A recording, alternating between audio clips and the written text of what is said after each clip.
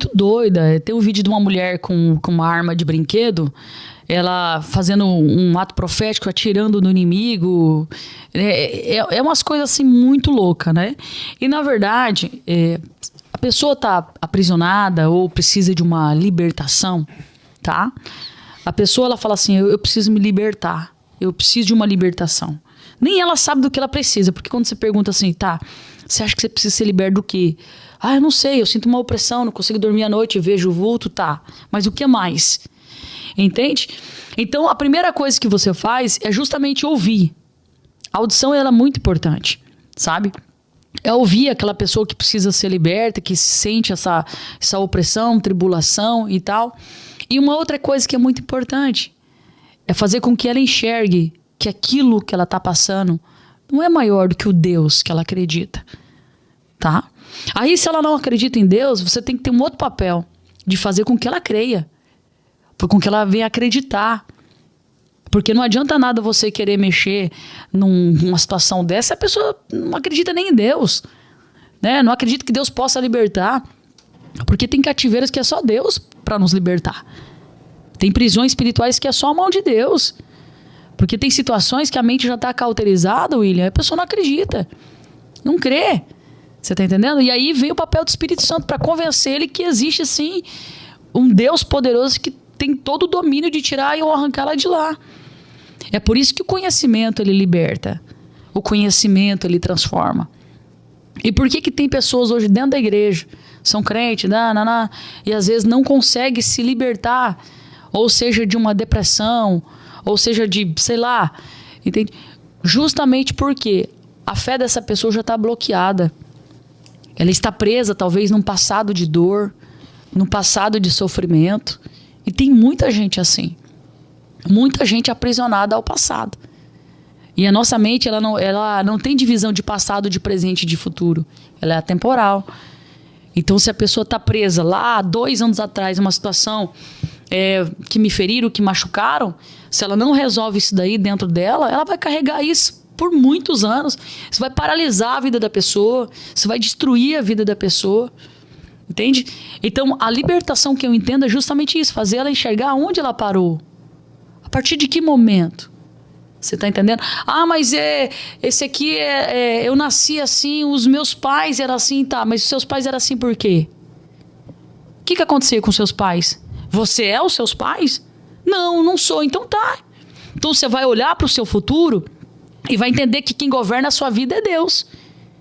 E você vai se libertar desse passado. Você vai olhar para esse passado e vai dizer assim, olha, não tenho nada a ver com vocês. Tá? Eu sou outra história. E é isso que Jesus, o ato dele na cruz do Calvário foi justamente isso. Sabe? A morte dele, a crucificação dele, é justamente para a gente ter consciência disso. E às vezes as pessoas têm dificuldade de ter essa consciência por causa da opressão do inimigo. Sabe? Essa opressão muito forte, que não deixa você enxergar, que não deixa você ver. E toda opressão, toda pessoa que está debaixo de uma opressão, ela está debaixo de uma dor muito profunda. Ou cresceu sem pai, cresceu sem mãe, foi adotado, foi traído, e etc, etc. Você tá entendendo? Eu orei para uma moça, para você ter uma ideia, que ela saiu de um trabalho, ela foi convidada numa empresa, tá? Para ganhar um valor X para trabalhar num determinado uma empresa de renome. Chegou lá, as pessoas antigas que estavam lá viu ela um potencial. Viu ela uma pessoa que ia crescer. Tinha perfil, tinha carisma, tinha beleza. E a pessoa que estava lá antes, mais antiga, já começou a articular para tirar ela de lá. Armou uma casinha e ela saiu de lá muito machucada, envergonhada por algo que ela não tinha feito. Já tinha se passado um bom tempo. E aquela mulher, aquela moça caiu numa depressão, ele é terrível. Família tudo preocupada com ela, entende? Quando a gente está conversando aqui, quando ela começa a falar a história dela, eu já percebi aonde começou. E eu disse para ela assim, eu falei para ela assim, tá, sua vida parou Depois que você foi demitida desse emprego de forma injusta. Aí hoje, tua vida tá paralisada, você interage com a injustiça, com a decepção, e aquele povo continua. Você acha justo com você? A vida daquele povo continua. Continuam trabalhando lá, continuam vendendo, continuam ganhando comissão. E você, que é inocente, mas eu fui mandado embora de forma injusta, mas tá tudo bem. Eu falei... Eles não sabem, o teu patrão não sabe. Você não teve oportunidade, porque o pessoal lá dentro articula muito bem para as verdades não chegar lá. Mas você vai parar a tua vida por causa disso, você vai morrer, vai ficar depressivo. Falei, não. Olha, você tem profissão, você tem carisma, você é uma moça bonita.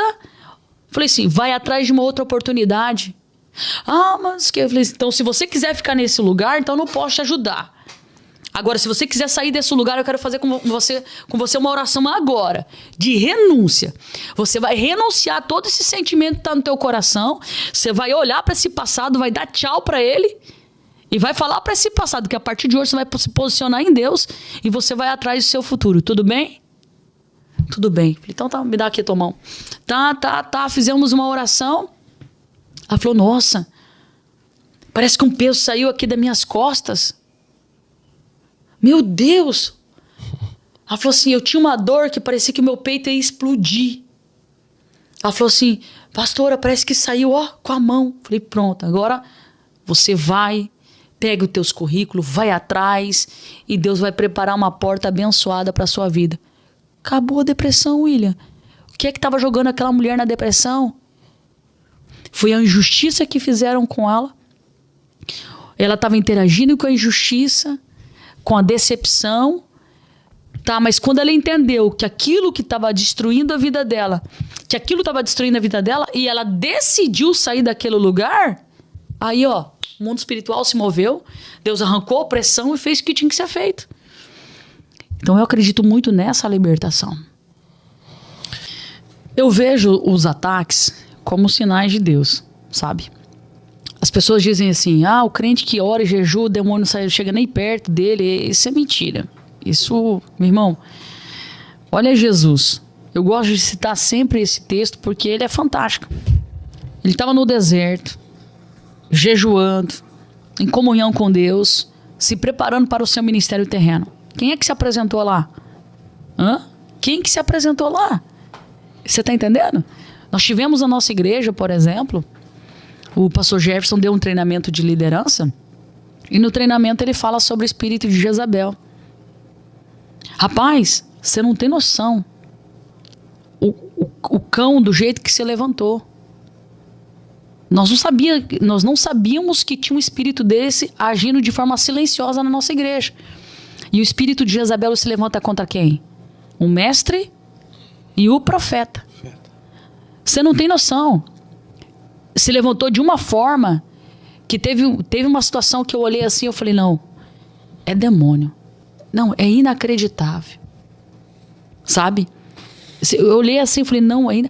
E você via em todo o tempo o diabo querendo articular para me tirar da comunhão, William. Para me tirar da comunhão. Ao mesmo tempo que eu olhava a situação que nós passamos, eu via tudo aquilo. Do outro lado, o diabo falava assim, dá um murro, dá um... O diabo já fazia, sabe? Eu sei como é. Cenas. Eu fiz, no passado, eu fiz luta, né? Eu fiz Kung Fu, fiz um tempo de taekwondo também. Teve uma afronta que um cara fez assim, que ele começou a me afrontar. Ele levantou a voz, eu falei assim, abaixa o tom de voz, você não tá na tua casa. Assim, nesse tom eu falei. Mas aqui o diabo falava assim, dá um murro nele, sabe? E Deus foi falando assim, ei, só assiste.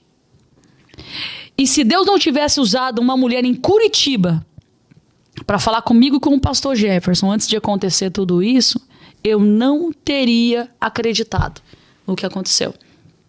Tudo por quê? No treinamento de liderança da igreja, entre outros temas, foi falado sobre o espírito de Jezabel.